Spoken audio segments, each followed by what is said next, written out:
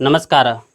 मैं डॉक्टर राजकुमार संस्कृत सौर्यम चैनल में आप सभी विद्वज्जन सभी छात्र छात्राओं का हार्दिक स्वागत करता हूं। यदि आप मेरे चैनल पे पहली बार आए हों तो मेरे चैनल को सब्सक्राइब लाइक कर लें, जिससे संस्कृत के सभी ग्रंथों का पंक्तिशः अध्ययन एवं विशिष्ट व्याख्यान को सुन सकें, श्रवण कर सकें, उसका लाभ उठा सकें। संस्कृत के प्रचार प्रसार के लिए इस वीडियो को आप अधिक से अधिक शेयर करें, जिससे सभी संस्कृत अनुरागियों को इसका लाभ मिल सके। आज के विशिष्ट वक्ता का मैं संस्कृत सौर्यम चैनल में हृदय से हार्दिक स्वागत एवं अभिनंदन करता हूं। आइए हम एक विशिष्ट व्याख्यान की तरफ चलते हैं। धन्यवाद। वांग में मनसि प्रतिष्ठिता मनो में वाचि प्रतिष्ठितो मां वीरमेधि वेदस्य मानिष्ठश्रुतं मे मा प्रहासीः अनेनाधीतेनाहोरात्राणि सन्दधामि ऋतं वदिष्यामि सत्यं वदिष्यामि तन्मामवतु तद्वक्तारमवतु भवतु माम् अवतु वक्तारमवतु वक्तारम्। ॐ शान्ति शान्ति शान्तिः।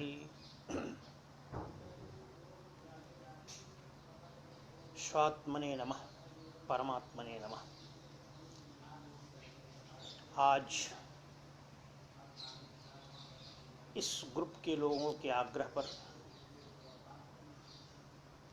वैदिक सामाजिक समरसता इस विषय पर चर्चा करने हेतु इस फेसबुक ग्रुप में लाइव हूँ। मूलतः हमारे समाज में बहुत सारी महनीय चीज़ों के साथ ही कुछ कुंठाएं भी हैं। वेदों के विषय में पूरे समाज में अत्यंत श्रद्धा है, लेकिन कुछ चीज़ें ऐसी प्रचलित हैं। वेद में किसको अधिकार है, किसको नहीं है, कौन वेद पढ़ सकता है, कौन नहीं पढ़ सकता है। यह समाज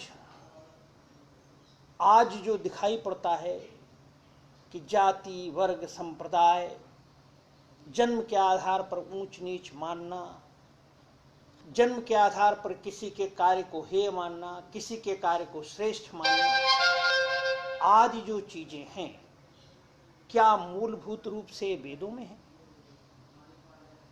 यदि नहीं तो वहां क्या है? यह वर्ण व्यवस्था क्या है? वर्ण व्यवस्था क्यों बनी?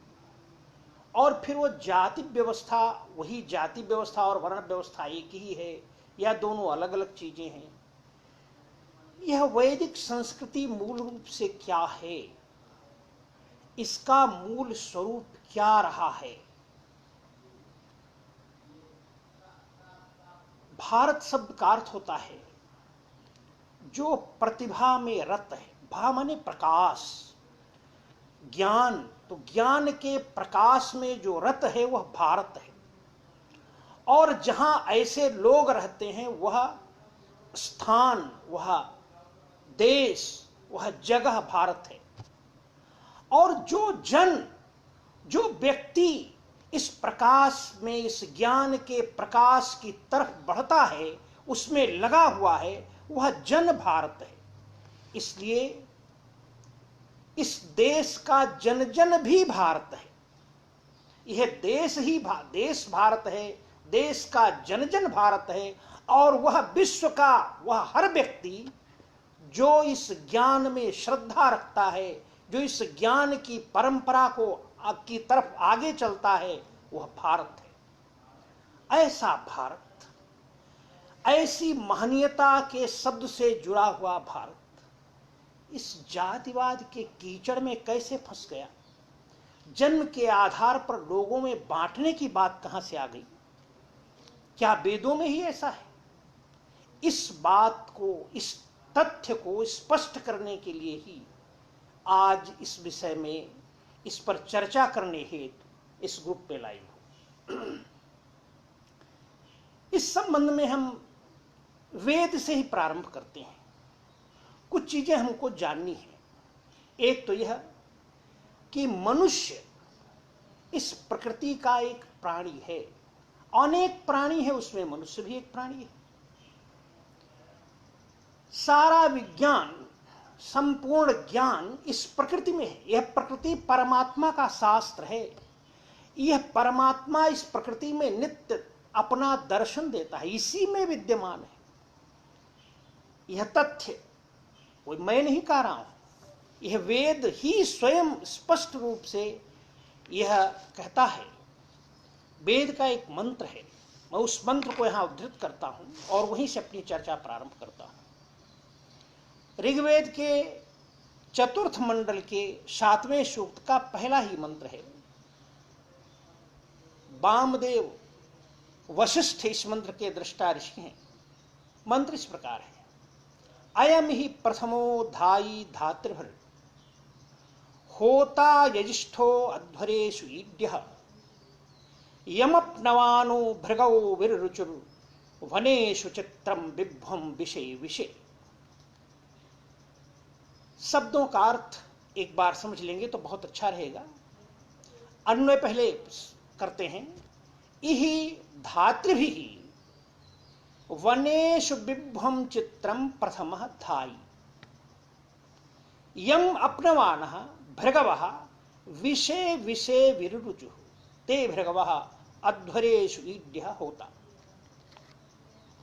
इहि अस्मिन् लोके, इस संसार में, इस जगत में जो ज्ञान धारण करने में समर्थ जन थे, उन्होंने वनेषु, वनों में, इस संपूर्ण प्रकृति में फैले हुए व्यापक चिन्मय विज्ञान को, जो नाना प्रकार का, चित्रम माने अनेक प्रकार का, बिभ्वम व्यापकम, चित्रम नाना प्रकारकम, अनेक प्रकार का जो व्यापक विज्ञान है, उस विज्ञान को सर्वप्रथम धारण किया, उसको समझा, प्रकृति से उस ज्ञान को ग्रहण किया। प्रकृति में ज्ञान विद्यमान था, वो परमात्मा ने सदा से उस प्रकृति में वो विज्ञान है, उस प्रकृति से उस ज्ञान को देखा, समझा और ग्रहण किया। यम अपनवान कह रहे हैं कि फिर उसको, उस ज्ञान को, जो ज्ञान उन्होंने ग्रहण किया, यम अपनवान, उसको ज्ञान को अपना बनाया। अपना बनाने का मतलब होता है उसको अपने जीवन में उतारा, उसको समझा, उसको प्रयोग में लाए और उस ज्ञान के द्वारा अज्ञान को जला दिया। ज्ञानेन अज्ञानस्य भर्जकाः ये जनाः ते भृगवः। भृगु का अर्थ होता है जला डालने वाला। क्या जलाया? ज्ञान के द्वारा अज्ञान को जला दिया। और जलाने के बाद उस ज्ञान का प्रकाश कहां किया? तो श्रुति कह रही है कि विषय विषय विरुचु, उस ज्ञान को जन जन में प्रकाशित किया, सबके लिए फैलाया, जन जन तक उस विज्ञान का, उस ज्ञान का प्रकाश किया। और इसीलिए वे हमारे प्रथम ज्ञाता ऋषिगण इस सत्कर्म के प्रसंग में, अहिंसनीय सत्कर्म के इस प्रसंग में हमारे पूज्य होता है, माने कर्म के कर्ता और उपदेष्टा हैं। वे ही हमको ये मार्ग दिखाने वाले हैं। तो श्रुति में यहां ये बहुत साफ है कि यह सारा विज्ञान प्रकृति में है। प्रकृति से उन्होंने ज्ञान ग्रहण किया। प्रकृति में क्या क्या घटित होता है? वन प्रदेश, कहा वनों में फैला हुआ है। वर्षा ऋतुओं का ज्ञान होता है। समय समय कभी वर्षा हो रही है, कभी धूप हो रही है, कभी ठंडी हो रही है, कहीं कुछ हो रहा है। और उसमें किसी समय कोई चीज उत्पन्न होती है, कहीं कुछ चीजें नहीं होती हैं, ठंडी में क्या उत्पन्न होगा, गर्मी में क्या पैदा होगा, यह सारा विज्ञान प्रकृति से सीखा। यह पहला विज्ञान कृषि का विज्ञान हुआ, खेती करना सीखा। इसको जाना कि कौन सी चीज कब कहां पैदा की जा सकती है, कौन हमारे उपयोग के लिए होगा, क्या हमारी औषधि के लिए होगा, किस ऋतु में क्या बोना चाहिए, ऋतु कैसे होती है, यह सारा विज्ञान प्रकृति से सीखा। ऐतरेय श्रुति इस ऋग्वेदीय मंत्र की, ऐतरेय ब्राह्मण से ऋग्वेदीय मंत्र की व्याख्या करते हुए कहता है, जगतीम वैश्यस्य अनुब्रूयात्। यह जो जगती छंद है, इस मंत्र का प्रयोग किया है।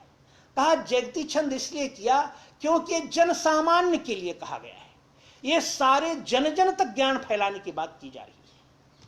विष वैश्य शब्द कृषक के लिए है और विष जन जन के लिए भी है। विष मनुष्य के नामों में पढ़ा गया है और वैश्य शब्द बाद में कृषक और गोपालन में प्रयोग होने लगा, लेकिन मूल रूप से वह जन सामान्य के ही अर्थ में प्रयोग है। तो ऐसा यह जो ज्ञान है, इस ज्ञान का उन्होंने प्रकाश किया। अब कुछ चीजें जाननी होंगी। हमारे जीवन के अनेक प्रकार की आवश्यकताएं हैं। उन आवश्यकताओं में हमको भोजन चाहिए, हमको वस्त्र चाहिए, रहने के लिए घर चाहिए, और यदि भोजन चाहिए तो खेती करनी है। खेती करनी है तो खेती के लिए हल, फाल, कुदाल, भूमि और ये सारी चीजों की अपेक्षा होती है। वस्त्र चाहिए तो आपको सूत्र, वस्त्र बनाने की व्यवस्था, उसकी अपेक्षा है। घर चाहिए तो घर बनाने के सारे सामान अपेक्षित है, उन सब की अपेक्षा है।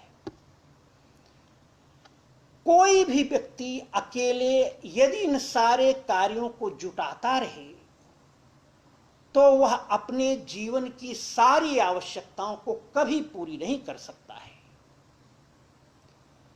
हम अनेक लोग हैं।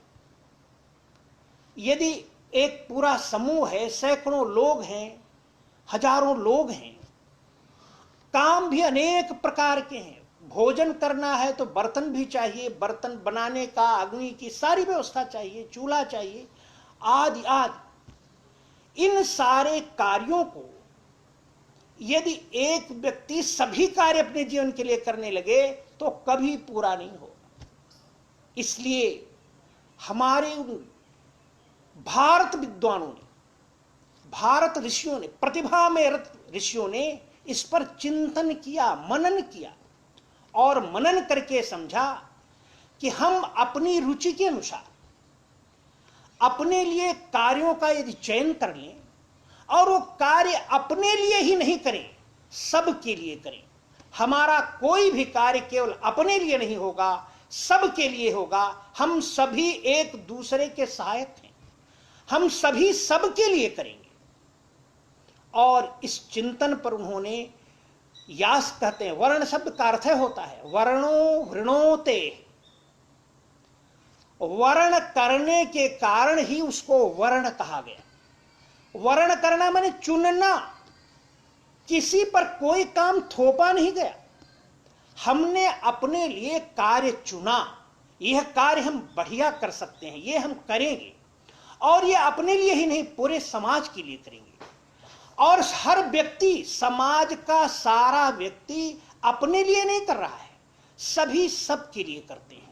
यह है वर्ण व्यवस्था, इसका नाम वर्ण है। इसलिए वेद स्वयं कहता है, विभक्तारं भवामहे वशोश्चित्रस्य राधसः सवितारं नृचक्षसम्। मनुष्यों की भावनाओं को देखते हुए, जिन्होंने सबके लिए सब कुछ उपलब्ध हो सके, सारी संपत्तियां सबको सुलभ हो सके, इसलिए जिन्होंने वर्ण विभाग किया, इस वर्ण की संरचना की कल्पना किया, हम उनकी स्तुति करते हैं, वह हमारे पूज्य हैं। यह वह सद्भावना थी। उन ऋषियों ने कभी यह सोचा भी नहीं होगा कि हमारी कुछ संतानें ऐसी भी हो सकती हैं जो किसी को कहेंगी कि तुम जन्म से छोटे, हम जन्म से बड़े अच्छे। वास्तव में वैदिक संस्कृति शरीरगत अहंता का निषेध करती है। यदि आपका शरीर में अहंकार है तो व्यापक जो सब में चिन्मय रूप से विद्यमान परमात्मा है उसका कभी दर्शन नहीं हो सकता है। वह व्यक्ति कभी आध्यात्मिक हो ही नहीं सकता है जिसकी अहंता शरीर में बनी हो। यह बड़ा ही दुर्भाग्यपूर्ण है कि लोगों ने बाद में इसमें कुछ गड़बड़ियां शुरू की। वो गड़बड़ियां कैसे हुई उन पर भी विचार करना आवश्यक है, क्योंकि प्रसंग है वो। एक बड़ी स्वाभाविक बात है, कोई कार्य यदि कोई माता पिता कुछ कार्य करते हैं तो बालक बचपन से देखता है, उस कार्य को सीख लेता है, वो कार्य करने लगता है। तो यदि बढ़ई का लड़का बढ़ईगिरी करने लग गया तो इसमें कोई आश्चर्य की बात नहीं थी।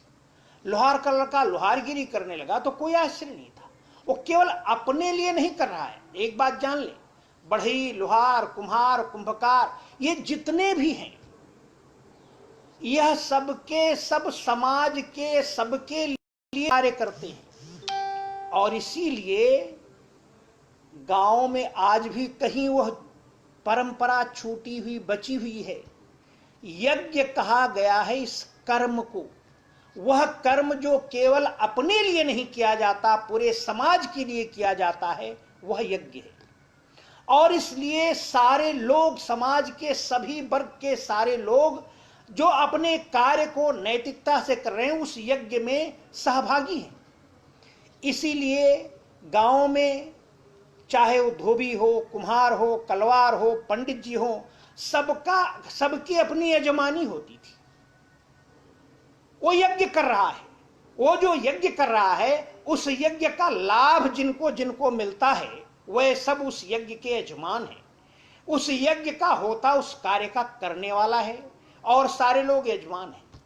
यजमानी सभी की होती थी, ब्राह्मण की, क्षत्रिय की, वैश्य की, शूद्र की और कुम्हार की, कलवार की, जितने भी वर्ग हैं सबके अपने यजमानी। यजमान क्यों कहते थे? वो यज्ञ हो रहा है, वो कार्य कर रहा है, और जो अपने कार्य को कर रहा है वह कहीं से भी किसी भी प्रकार से उसका कार्य छोटा नहीं, वो तो यज्ञ का भाग है।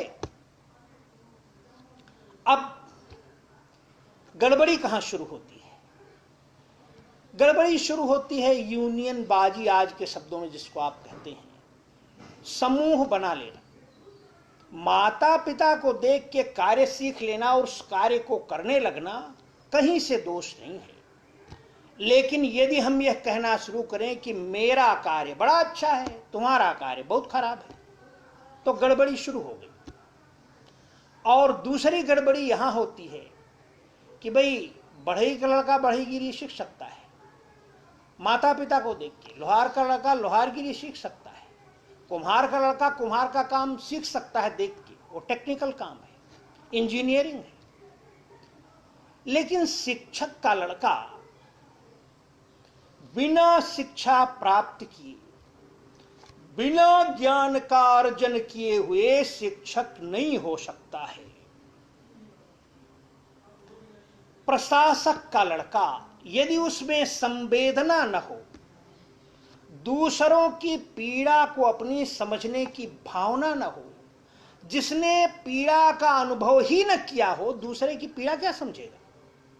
और ऐसा व्यक्ति यदि प्रशासक हो जाएगा, वास्तव में ब्राह्मण शब्द शिक्षक के लिए प्रयोग है, क्षत्रिय शब्द प्रशासक के लिए प्रयोग किया गया है। शेष जो जन समुदाय है उसको विष कहा, सारा ही जन समुदाय, उसी में से ब्राह्मण और क्षत्रिय आता है, वो बाहर से नहीं आता है। प्रशासक का और शिक्षक का चयन इसी जन समुदाय से होता है। विड वही कहते हैं, भूमो वही विट, ये जो सारा विशाल जन समुदाय है वह ही विट है, वह प्रजा है। आद्या ही माह प्रजा विषः, प्रारंभ में सारा जन, सारा समुदाय कृषक था, खेती करता था, फिर उसने चिंतन कर, विचार कर, क्रमशः यह व्यवस्था बनाई। उसको लगा कि कुछ हमारी आवश्यकताएं हैं और उन आवश्यकताओं के अनुसार एक निश्चित व्यवस्था, बच्चों के सभी बच्चे शिक्षित हों, यह ज्ञान की परंपरा चले, तो इसलिए गुरुकुल की परंपरा चली। ब्रह्मकुल, वेदों में ब्रह्मकुल शब्द का प्रयोग है, गुरुकुल शब्द भी नहीं है। आपको आश्चर्य होगा, वहां ब्रह्मकुल है। ब्रह्मकुल, ब्राह्मण, ब्रह्मचारी, आज के शब्दों में गुरुकुल या विद्यालय, शिक्षक और शिक्षार्थी, यही शब्द हैं। वो शब्दों के अर्थ भी धीरे धीरे परिवर्तित होते रहते हैं। तो वह जो ज्ञान की परंपरा थी, ज्ञान की आवश्यकता थी, उसके लिए प्रारंभ से ही बच्चे पढ़ने का 25 वर्ष तक पढ़ने के लिए उसकी व्यवस्था बनाई, उसका चिंतन किया। उसके लिए गुरुकुलों की, ब्रह्मकुलों की स्थापना हुई। वहां शिक्षक ब्राह्मण कहे गए और वहां पढ़ने वाला हर छात्र ब्रह्मचारी कहलाता था। इसलिए श्रुति में जगह जगह कहा है कि जब वो शिक्षा के लिए जाता है तो वो ब्राह्मण ही होता है। ब्रह्मचारी जो है वह शिक्षा ग्रहण करके, अब ये उसकी शिक्षा लेने के बाद वो अपने जीवन में जब उसको उतरेगा, तब वो प्रशासन में जाएगा, शिक्षार्थी शिक्षक बनेगा या कि इंजीनियर बनेगा। कौन सा कार्य वो चुनेगा, वह शिक्षा के समय से ही अपने कार्यों को चुनता है और उस प्रकार के कार्य को करता है। आज जैसे है वैसे तब भी था, हमेशा रहेगा, इसको कोई बदल नहीं सकता है। शिक्षा प्राप्ति जो है, शिक्षा ही ज्ञान को आगे बढ़ाएगी। यूनियनबाजी शुरू हुई तो जो शिक्षक थे, शिक्षक यूनियन बन गई, प्रशासकों की यूनियन बन गई। शिक्षकों को लगा कि भाई मेरा लड़का यदि नहीं पढ़ पाया, योग्य नहीं हुआ, तो कुछ चीजें, नई स्मृतियां बनाई गई। उन स्मृतियों में लिखा गया कि ब्राह्मण के लड़के को पढ़ाना बड़ा पुण्य है। लोगों को लगा कि गुरु जी का लड़का है, ऐसे स्वाभाविक रूप से गुरुजनों में श्रद्धा होती ही है। और यदि किसी गुरु का लड़का जिसने हमें पढ़ाया हो वो तकलीफ में हो, कष्ट में हो, तो समाज सोचता था नहीं भाई इसके आगे बढ़ाने का प्रयास करना चाहिए। यहां तक कोई गड़बड़ी नहीं, लेकिन पढ़ने की सुविधा मिल जाए तब भी सभी पढ़ लेंगे जरूरी नहीं है। उसमें कुछ अयोग्य ही होते हैं, मूर्ख भी होते हैं। अब जो ये मूर्ख हैं, इनको भी सम्मान वैसे ही मिले जैसे गुरु जी को था। ये पुत्र मोह, पौत्र मोह, संबंध मोह, यह जातिवाद का जनक है।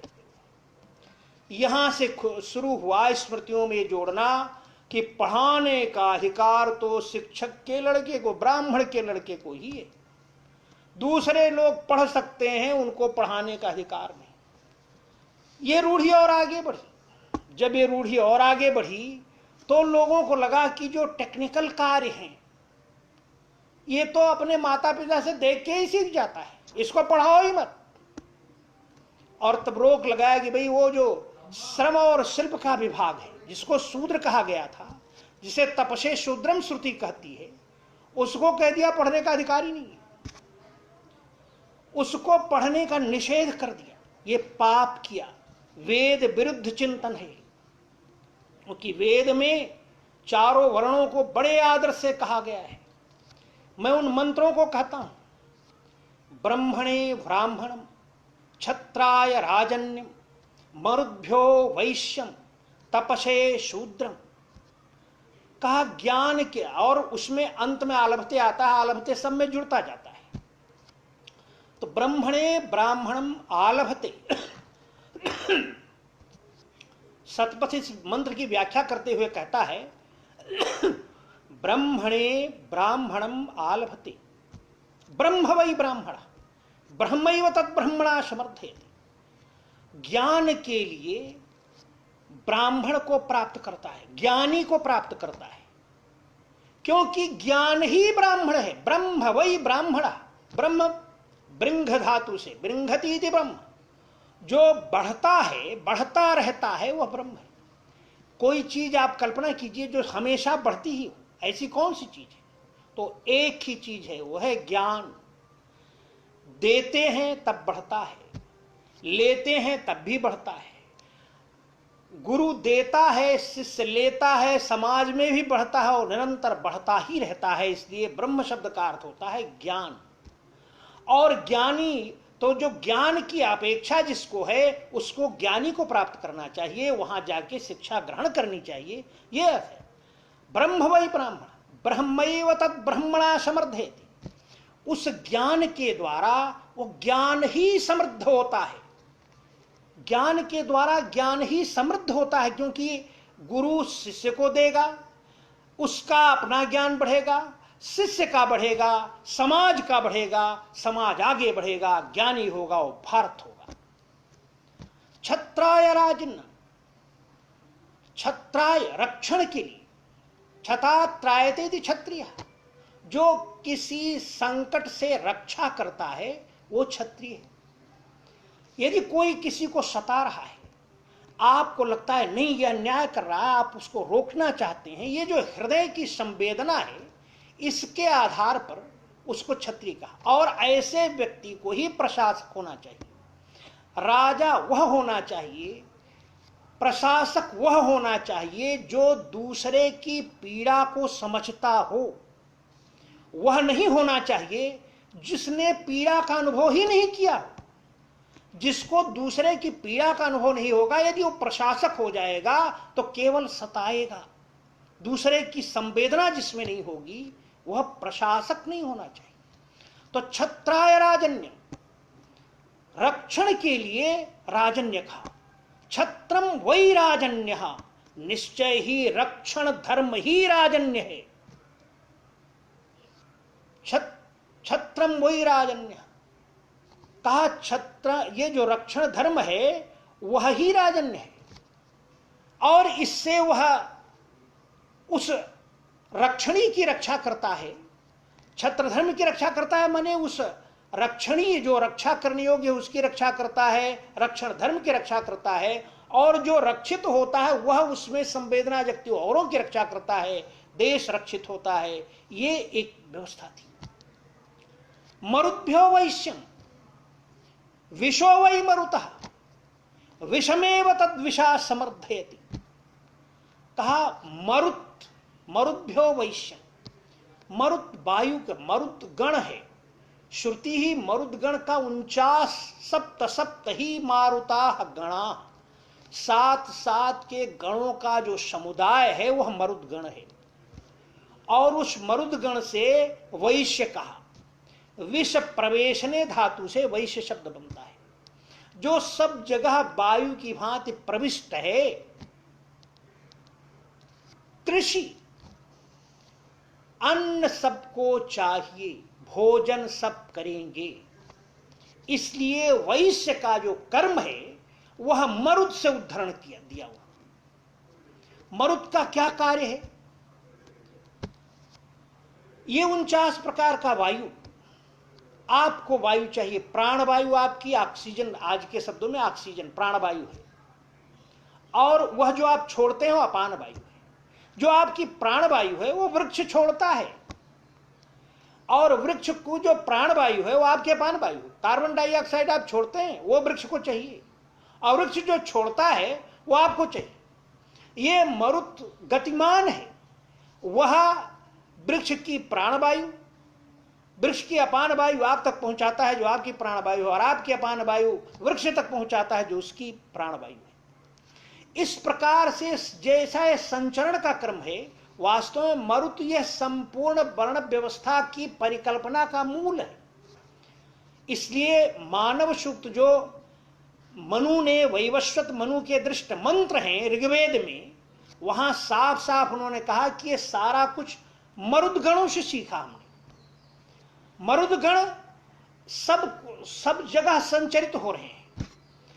जो कृषि में उत्पन्न हो रहा है वह सेना में जो है वो भी रक्षा में लगा है, उसका भी वो भी भोजन करता है। जो शिक्षा में है वो भी भोजन करता है, जो श्रम में लगा है वो भी भोजन करता है। सबका कार्य है।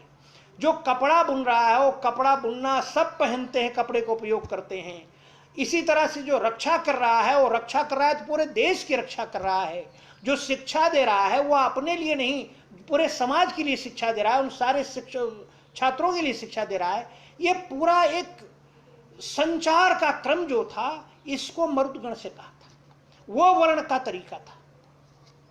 तो ये जो व्यवस्था थी उस क्रम में चली। मरुद्भ्यो वैश्यम विशो वै मरुता, निश्चय ही सभी चीजें सब जगह सुलभ हो, यही वैश्यत्व है, यही वर्ण व्यवस्था का सही रूप है। यदि सभी चीजें सब जगह सुलभ नहीं होगी तो वैश्य समाज से व्यापार खत्म हो जाएगा। जैसे आज लॉकडाउन है, तो लॉकडाउन में एक दिक्कतें हो रही कि सभी चीजें सब कैसे सबको सुलभ हो, उसका ही प्रयास कर रहे लोग। तो यह जो वैश्य कहा गया, ये संचार व्यवस्था जो पूरे समाज में संचरण है, सारी चीजों की सर्वत्र सुलभता है, उसको उन्होंने वैश्य शब्द से कहा। आगे कहते हैं तपसे शूद्रम। ये बड़ा अद्भुत शब्द है। आपने आज तक जो अनर्थ सुना था उसके ठीक विपरीत श्रुति है। श्रुति कह रही तपसे शूद्रम आलभते, तप के लिए शूद्र को प्राप्त किया जाता है, श्रम करने वाले को। श्रम तप है, पेड़ से उल्टा लटकना तप नहीं है। तप है श्रम करना। बिना श्रम के कुछ भी नहीं होता है। तप के बल से ही शिक्षक भी तप करता है, प्रशासक भी तप करता है, सभी तप कर रहे हैं। अपने कर्म में जो मेहनत कर रहा है वो तप ही कर रहा है। लेकिन कुछ कर्म ऐसे हैं जो बहुत परिश्रम की अपेक्षा रखते हैं। शिल्प कला ये सारा श्रम साध्य ही है। इसलिए कहा कि तपसे शूद्रम, जो तप करने वाला है, जो श्रम करने वाला है, उसके लिए शूद्र कहा। इसलिए एक राजा का नाम शूद्रक हो गया। तपो वै शूद्र। अगली पंक्ति जो शतपथ उसकी व्याख्या कर रहा है वो कहा निश्चय ही तप ही शूद्र है। आपको आश्चर्य होगा कितना अनर्थ किया है लोगों ने, कितना पाप किया। कह दिया कि शूद्र को तप करने का अधिकार ही नहीं है। श्रुति कह रही तप ही शूद्र है। तप एव तपसा समर्थयति, ये वेद का उद्घोष है। कह रहे हैं ऋषि, वेद मंत्र कह रहा है निश्चित ही उस तपस्वी के द्वारा, तप करने वाला जो व्यक्ति है उसको तृतीया विभक्ति तपसा, उस तपस्वी के द्वारा वह तप ही समृद्ध होता है। तप ही समृद्ध होने का मतलब क्या हुआ? जो जिस कार्य को करने के लिए उसने श्रम शुरू किया है, जिस कार्य में लग के श्रम करना शुरू करता है, वह सफल हो जाता है। तप करने वाला अपने कार्य को सफल करता है। बिना तप के इस संसार में कोई कार्य सफल नहीं हो सकता है। बिना श्रम किए कुछ भी नहीं हो सकता है। इसलिए कहा तपसे शूद्रम, तपो वै शूद्र, तप एव तपसा समर्थयति। उस तपस्वी के द्वारा किए जाने वाले श्रम से वह जो उसका लक्ष्य है वो सफल हो जाता है, उस लक्ष्य को प्राप्त कर लेता है। चाहे विद्यार्थी है, चाहे शिक्षक है, चाहे ब्रह्मचारी है, जिस लक्ष्य के लिए वो निकला है, यदि उस लक्ष्य के लिए वो श्रम नहीं करता है तो कभी सफल नहीं हो सकता है। इसलिए तप बल विष्णु कर संहारा, तपते अधिक न कछ संसारा। तप ही सब कुछ है, बिना तप के कुछ नहीं हो सकता है। तप श्रम है और श्रम से ही सब कुछ होता है। वेद किसी को जन्म से या कर्म से हे नहीं कहता है, ये वेद विरोधी है। जो व्यक्ति वेद नहीं पढ़े हैं, जिनको वेद का अध्ययन नहीं है, अथवा जो नितांत रूढ़ी से ग्रस्त हैं, क्षुद्र मानसिकता से ग्रस्त हैं, वे समाज को बांटने के लिए केवल अपने क्षुद्र स्वार्थ में, मैं अध्यापक हूं, मेरा भी लड़का अध्यापक हो जाए। जैसे आज यूनियन बाजी है, आईएएस यूनियन, पीसीएस यूनियन, शिक्षक यूनियन, प्रशासक यूनियन, वही था वो। शिक्षकों की यूनियन ब्राह्मण यूनियन, ब्राह्मणवाद, जातिवाद। प्रशासक यूनियन क्षत्रिय यूनियन, क्षत्रियवाद, जातिवाद। और फिर ये सबकी अपनी अपनी यूनियन बन गई हुई, जाति खड़ी हो गई। यह जाति ऋषियों की देन नहीं थी।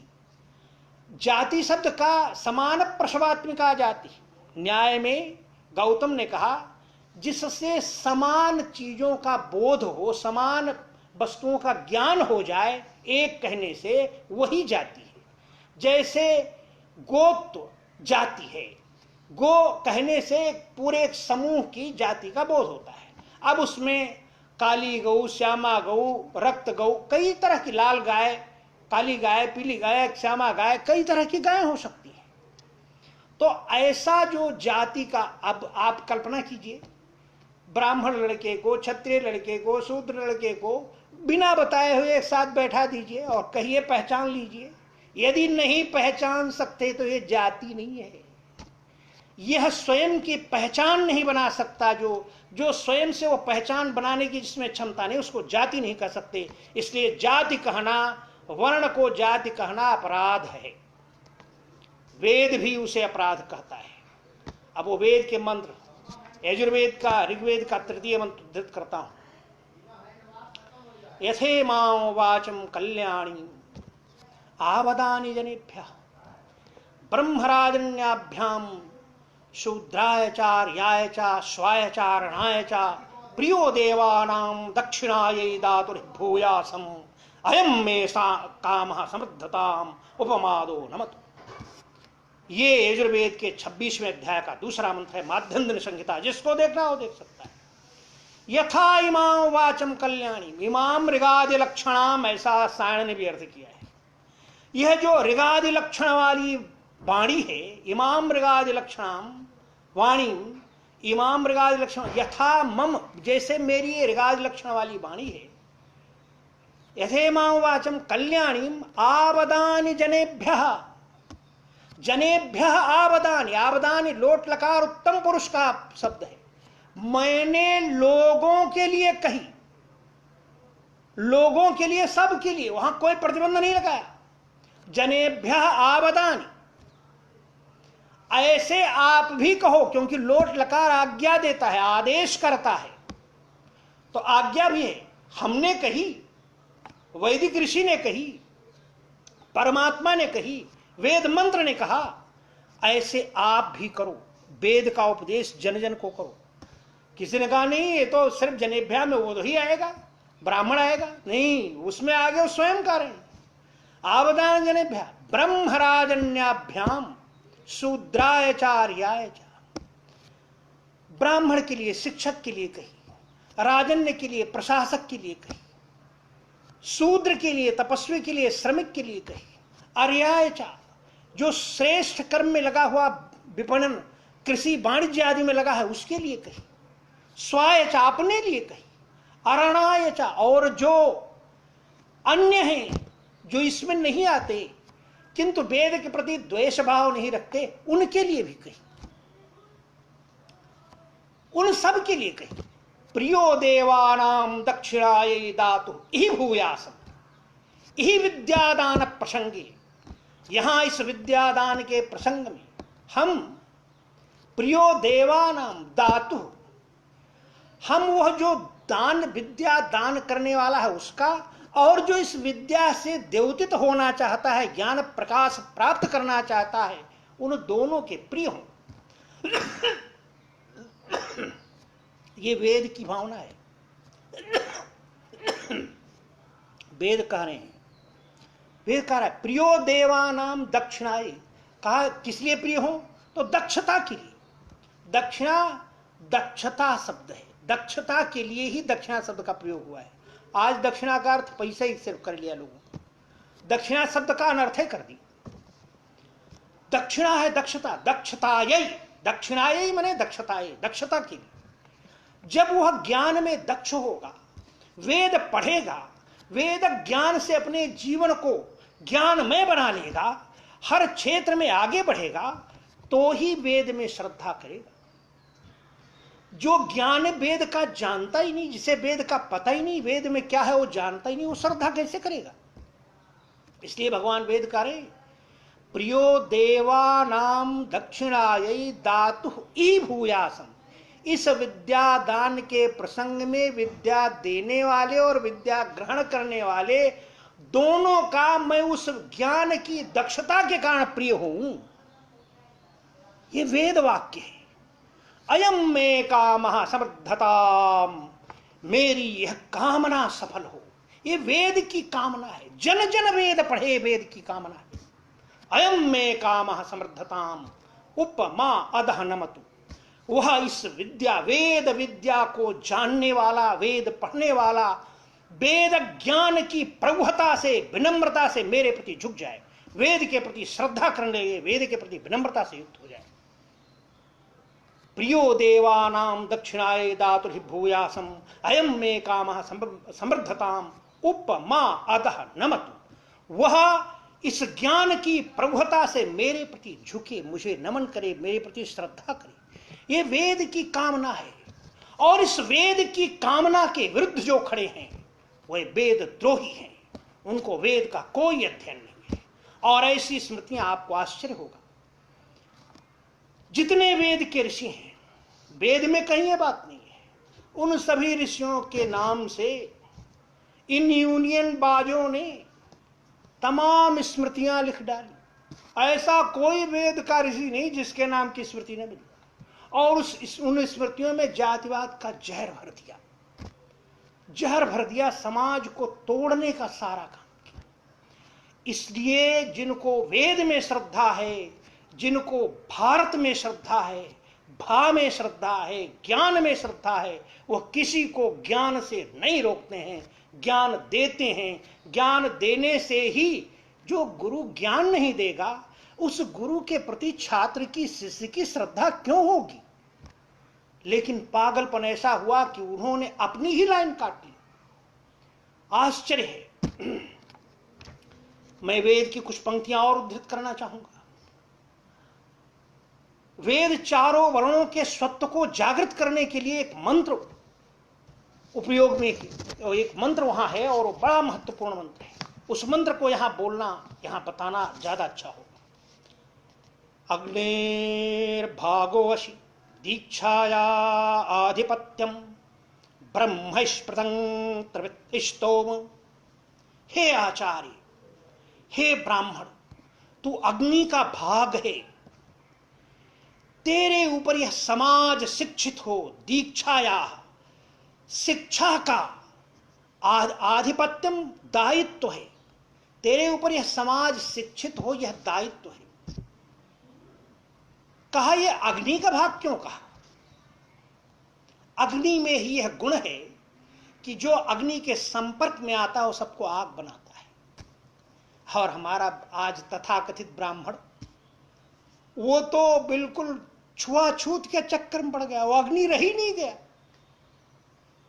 वो तो राख की ढेर की तरह पानी देख करके बह जाने को डरा हुआ है। वह अग्नि स्वरूप को अपने भूल गया है। आचार्य का अग्नित्व खत्म हो गया।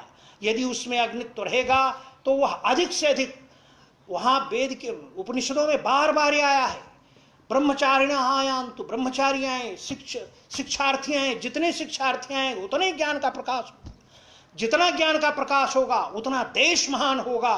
और इसलिए शिक्षक अपने ज्ञान को अधिक से अधिक फैलाना चाहता है। जो अपने ज्ञान को जन जन तक फैलाने का उत्कंठित हो वही आचार्य होने योग्य है, दूसरा कोई आचार्य नहीं हो सकता है। तो कहा दीक्षा में शिक्षा का तेरे ऊपर दायित्व है, जन जन शिक्षित हो। आप आज अपने यहां से जो दूसरे धर्म को किसी कारण से चले गए, आप इस आपकी रूढ़ता मूर्खता के कारण उनको वापस नहीं ला सकते। मंत्र कह रहा है कि आप दुनिया को अग्नि हो, दीक्षित करो, वापस लाओ, अपने इस ज्ञान को जन जन तक फैलाओ। भूल गए, वह छूट ही गया तुम्हारा। ब्रह्म ही स्मृतम त्रिवित्तोम, कहा तूने ज्ञान स्मृतम रक्षितम, तो ज्ञान की रक्षा की है। ब्रह्म ही स्मृतम, ये ज्ञान की रक्षा कैसे हुई? जन जन में फैलाने से ज्ञान की रक्षा हुई। त्रिवित स्तोम, इस आचार्य को त्रिवित स्तोम कहती है श्रुति।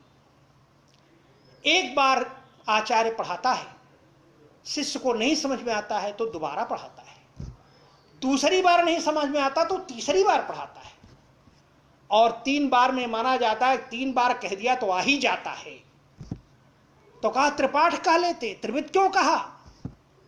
कहा त्रिवित इसलिए कहा कि 3 बार पढ़ाने के बाद विराम नहीं लेता हो, एक छात्र आया, ज्ञान ग्रहण किया, गया, दूसरा आता है, तीसरा आता है, चौथा आता है, और आते जाते हैं, पढ़ते जाते हैं, ज्ञान फैलता जाता है। इसलिए वृत्त गति का प्रतीक है, इसलिए वो त्रिवृत्त स्तोम है। ये श्रुति कह रही है त्रिवृत्त स्तोम। अगले पंक्ति में मंत्र बड़ा अद्भुत है, चारों वर्णों का संबोधन करता है। इंद्रस्य भागोषि विष्णोहाधिपत्यम छत्र स्मृतम पंचदश स्तोमा। हे प्रशासक, हे क्षत्रिय, तू इंद्र का भाग है। इंद्र देवताओं का राजा है। माने हर प्रशासक राष्ट्र में जो प्रशासन का मूल केंद्र में बैठा राजा है, प्रधानमंत्री है, राष्ट्रपति है, उसका अंगभूत है। इंद्रस्य भागोषि विष्णोहाधिपत्यम। विष्णु का दायित्व है तेरे ऊपर। विष्णु का क्या दायित्व है? सबको भोजन मिले, पालन करने का दायित्व है। यदि राष्ट्र में कोई भूखों मर रहा है, किसी को भोजन नहीं मिल रहा है, तो राष्ट्र ठीक नहीं चल रहा है, प्रशासक सही नहीं है। जन में कहीं भी कोई भूखा है, दुखी है, तो प्रशासन ठीक नहीं चल रहा है। इसलिए राजा उसको होना चाहिए जो हृदय प्रधान है। इसलिए कहा रंतिदेव जैसा राजा होना चाहिए जो अपने आगे की थाली भी दूसरे को दे सकता है। दधीचि जैसा राजा होना चाहिए जो एक गाय की रक्षा के लिए अपना शरीर दान कर सकता है। और वह जो कह रहा है कि अरे भाई, लड़ने भिड़ने वाला, चोरी करना, डकैती करना या मारपीट करना, ये छठ ठाकुर का काम है। ये पागल हो गए। ये कहेंगे क्षत्रिय भाई, ये क्षत्रिय तो नहीं है। क्षत्रिय धर्म है, रक्षा का धर्म, हृदय की संवेदना का धर्म। जब दूसरे की पीड़ा अपने लगने लगे तब क्षत्रियत्व जागृत हुआ, अन्यथा। इसलिए राम कहते हैं मुझे क्षत्रिय धर्म में निष्ठा है। उनको जन जन की पीड़ा अपनी होती है। इसलिए धरती में राजा राम हुए और कोई राजा ही नहीं है। राजा तो राम है, जिनको सर्वभूत हिते रताह वाल्मीकि ने कम से कम 10 बार कहा है राम के विषय में। सारे प्राणियों के हित में रत हैं, सबकी पीड़ा उनको अपनी लगती है, तो वो राजा है। तो कहा कि तेरे ऊपर रक्षण का दायित्व है, तूने रक्षा धर्म की रक्षा किया है। पंचदश स्तोम, उसको पंचदश स्तोम कहा। पंच ज्ञानेन्द्रियां, पंच कर्मेंद्रियां, पंच प्राण, सब कुछ लगा करके प्रशासक इस समाज की रक्षा को करे, यह श्रुति की अपेक्षा है। तभी वो क्षत्रिय, तभी वो प्रशासक है, अन्यथा नहीं। अगली लाइन, नृचक्षसाम भागोश धातोराधिपत्यम जनित्रम स्मृतम सप्तदश स्तोम। हे वैश्य, तू मनुष्य की भावनाओं का जो देवता, उसका अंश है। सबकी भावनाएं होती हैं, हमारे पास धन हो, खाने की सुविधाएं हो, सारी चीजें सब सुलभ रहें, उस सारी चीजों की सुलभता की जो भावना है उसका भाग है।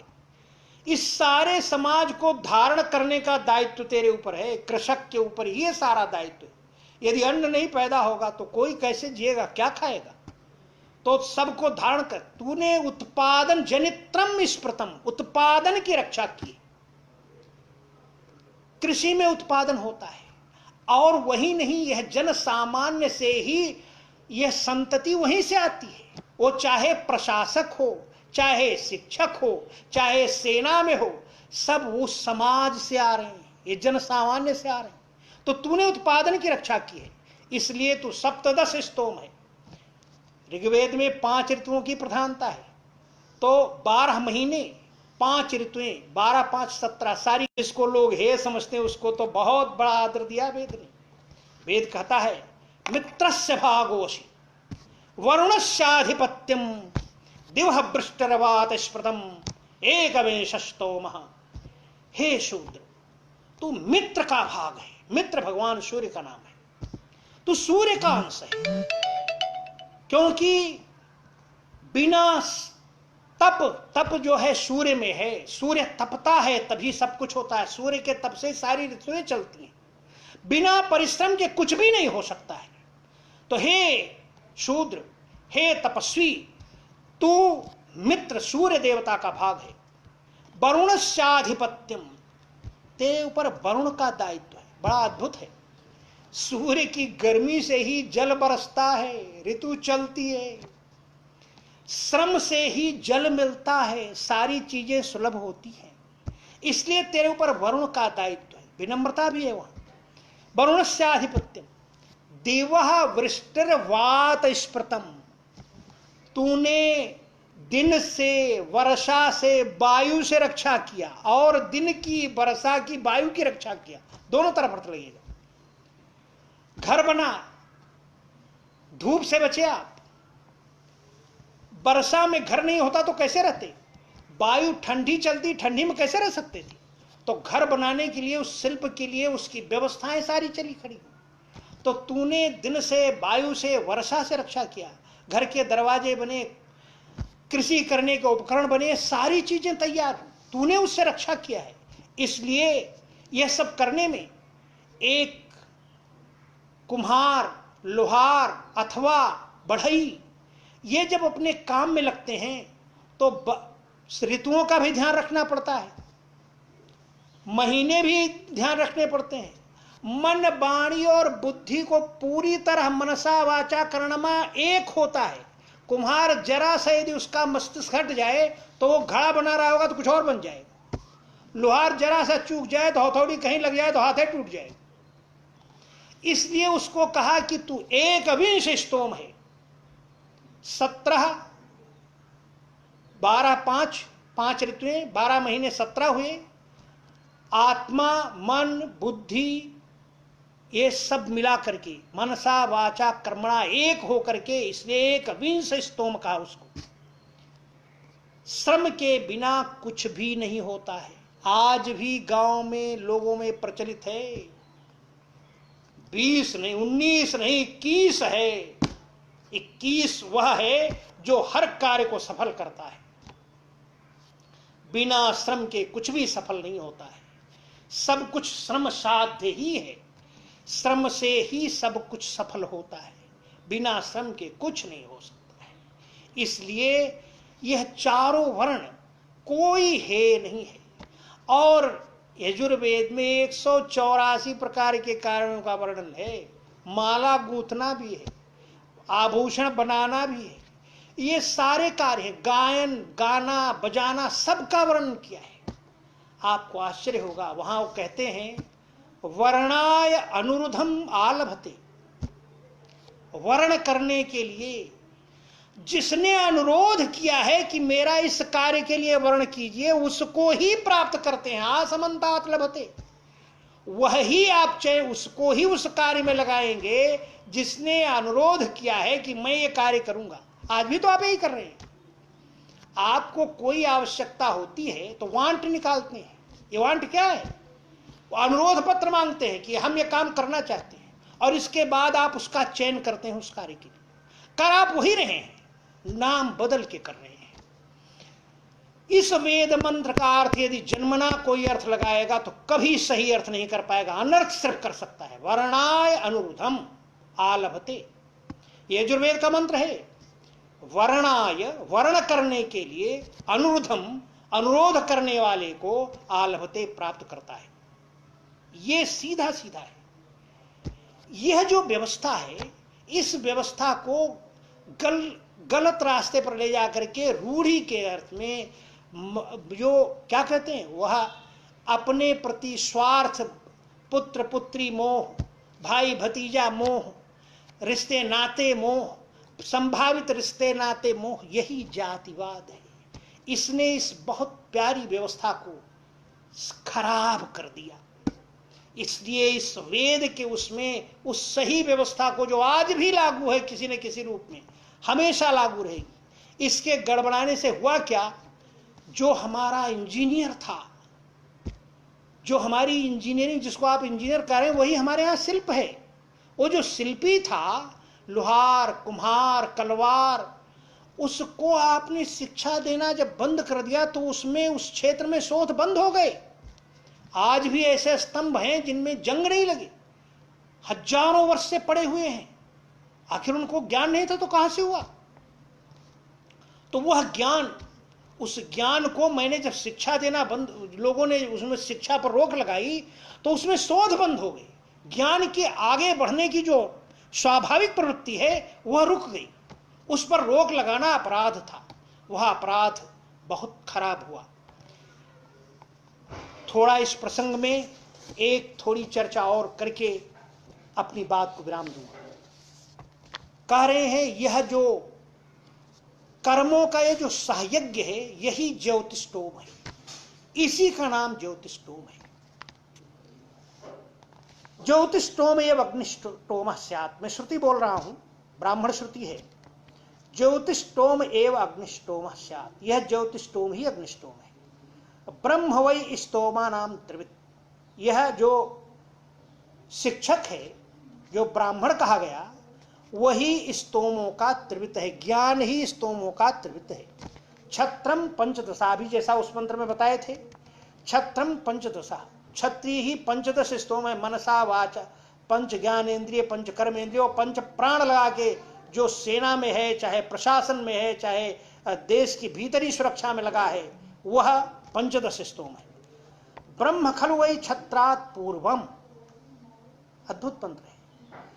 प्रशासक जो है वह ज्ञान पूर्वक ही प्रशासन का उपयोग करे। यदि ज्ञान पूर्वक नहीं करेगा तो प्रशासन की जो शक्ति है उसका दुरुपयोग करेगा। इसलिए ज्ञान पूर्वक, निश्चय ही ज्ञान पूर्वक ही प्रशासनिक शक्तियों का उपयोग करना चाहिए। ब्रह्म पुरस्तान माउग्रम राष्ट्रम व्यथ्यम वशदिति। जब ज्ञान आगे होगा, ज्ञान के पीछे प्रशासन होगा, तो कहा कि तब फिर कभी भी राष्ट्र उग्र, क्योंकि प्रशासन की शक्ति पा करके, उग्र होकर के निरपराध को दंडित न कर दे। न्यायाधीश की कुर्सी पर बैठा है, न्याय न करके अन्याय न कर दे। वो न्यायाधीश है या कहीं अन्य प्रशासन की जगह पर बैठा हुआ है, यदि वो ज्ञान पूर्वक निर्णय नहीं करेगा तो अपराध करेगा, और अपराध करेगा उग्र होकर के, निर्दोष को दोषी बना करके दंडित कर देगा। इसलिए ज्ञान पूर्वक ही प्रशासनिक शक्तियों का उपयोग करना चाहिए, जिससे कि राष्ट्र व्यथित न हो। विषः सप्तदशः, और ये जो जन सामान्य है, कृषि का में लगा हुआ जन सामान्य है, वह सप्तदश स्तोम है। शौद्रो वर्ण एकविंशः, यह एकविंश शौद्र वर्ण है। जो वर्ण जिसको आप अभी बताया तप कहा है, वह उसको श्रुति कर रही है शौद्रो वर्ण एकविंशः। विषम चैवास्मै तच्छौद्रम च वर्णम अनुवर्तमानो करवन्ति। करे जो वैश्य है और जो यह शूद्र है, यह दोनों ही वर्ण, ये जो प्रशासन में है, जो शिक्षण में है, इनमें वही अनुवर्तन करते रहते हैं। ये इस खेती से, खेती करने वालों में से ही कोई प्रशासक होता है, कोई सेना में जाता है, कोई शिक्षक होता है। ये श्रुति कह रही है विषम चैवास्मै तच्छौद्रम च वर्णम अनुवर्तमान कुर्वन्ति। ये दोनों ही वर्ण, इन सारे उसमें अनुवर्तन करते रहते हैं, चार वर्णों में, अथवा 180 जो 184 बताए हैं, उन सभी वर्णों में यही अनुवर्तन करते हैं। अथवा तेजो, अथ तेजो वही स्तोमा नाम त्रिवित। यह तेज है स्तोमों का, जो त्रिवित है, ज्ञान, ज्ञान ही त्रिवित स्तोम है, वो तेज है। वीर्यम पंचदशा, और जो पंचदश स्तोम जो प्रशासन का है वो सामर्थ्य है। प्रजाति ही सप्तदशा, अधिक से अधिक उत्पादन, सभी चीजों की उत्पत्ति और संस्कारवान होना, यही सप्तदश स्तोम, यही जन सामान्य है। प्रतिष्ठा, बिना श्रम के कुछ भी प्रतिष्ठित नहीं होता है, श्रम से ही सबकी प्रतिष्ठा है। तो यह प्रतिष्ठा ही एकविंश स्तोम है। तदेनम तेषा वीरेण प्रजात्या प्रतिष्ठया अंततः समर्धयति। इसलिए इस राष्ट्र को, भारत को, इस तेज के द्वारा, वीर के द्वारा, प्रजा अधिक से अधिक उत्पादन के द्वारा और श्रम से सफलता के द्वारा अंततः समृद्ध करता है। तस्मात् ज्योतिष्टोमा स्यात्, इसलिए इसको ज्योतिष्टोम कहा जाता है। एक श्रुति और कह करके अपनी बात को विराम दे दूंगा। यदि वै राजानोध्वानं धावयन्ति ये स्वानां वीर्यवत्तमास्तान् युञ्जन्ते त्रिवृत् पंचदशः सप्तदश एकविंश एते वै स्तोमानां वीर्यवत्तमास्तान् एव युङ्क्ते स्वर्गस्य लोकस्य समष्टि। कहा जब राजा लोग रथ दौड़ाते हैं तो उसमें जो बड़े शक्तिशाली अच्छे अस्त्र होते हैं उनको जोड़ते हैं उस रथ में। ये वही अश्वानाम वीर्यवत्तमा, जो अत्यंत शक्तिशाली वीर्यवान होते हैं उनको उस रथ में जोड़ते हैं। ये जो चार वर्ण हैं जिनको त्रिवित स्तोम, पंचदश स्तोम, सप्तदश स्तोम और एकविंश स्तोम कहा, ब्राह्मण क्षत्रिय वैश्य शूद्र कहा, यह ही अत्यंत शक्तिशाली अश्व हैं। वीर्यवत्तमा, अत्यंत वीर्यवान है, कोई कम नहीं है, कोई छोटा नहीं है। ये सब मिल करके ही इस राष्ट्र रूपी रथ को आगे लेके चलते हैं। कहा एक एते वही स्तोमाना वीर्यवत्तमा तान एव युङ्क्ते, उनको ही इस रथ में जोड़ा है राष्ट्र रूपी रथ को आगे ले जाने के लिए। स्वर्गस्य लोकस्य समष्टि, स्वर्ग लोक की समष्टि के लिए, राष्ट्र को परम वैभव तक ले जाने के लिए इस सब को यह बनाया। यह वर्ण की परिकल्पना की गई थी, कार्य चुना था, ये ज्योतिष्टोम किया था। यह अग्निष्टोम है, यह ज्योतिष्टोम है। वो केवल हवन करना ज्योतिष्टोम नहीं है, उतना ही अग्निष्टोम नहीं है। इस अग्निष्टोम को, इस ज्योतिष्टोम को गीता भी नहीं समझते। इसको गीता में भगवान ने कहा कि सहयज्ञा प्रजा सृष्ट्वा पुरोवाच प्रजापति अनेन प्रसविष्यध्वम एष वो अस्तु इष्ट कामधुक्। सहयज्ञ रचना किया प्रजा की, सब एक दूसरे के लिए करते हैं। प्रजापति ने कहा जाओ अब तुम सब अधिक से अधिक उत्पादन, अनेन प्रसविष्यध्वम, इससे तुम सब अधिक से अधिक अपने कार्य में अधिक से अधिक उत्पादन करो। एष वह अस्तु इष्ट कामधुक्, यह आप सबको जो अपेक्षित है, जो इष्ट है, वह सारी कामनाएं सफल करेगा यदि सहयज्ञ आपको समझ में आएगा। अंतिम पंक्ति बोल करके विराम ले रहा हूं, और वो है श्रेष्ठ यविष्ठ भारत अग्ने द्युमंतमाभर वशो परुष्पृहम रयि। हे श्रेष्ठ, हे गतिशील, हे प्रतिभामय भारत, ये ऋग्वेद का मंत्र है। हे अग्निस्वरूप भारत जागो। वह जो जीवन को द्योतित करने वाली संपदाएं हैं उनसे अपने को भर, सारे राष्ट्र को भर, संसार को भर। जो पुरुष की स्पृहा है, जिसकी सब जन जन की जो आकांक्षा है, उस संपूर्ण संपदा से अपने को भर, अपने को बसा, राष्ट्र को बसा। इस भारत हो, सारे विश्व को भारत बनाओ। बस यह कह के विराम लेता हूं। ओम पूर्णमदः पूर्णमिदं पूर्णात् पूर्णमुदच्यते पूर्णस्य पूर्णमादाय पूर्णमेवावशिष्यते। ओम शांति शांति शांति।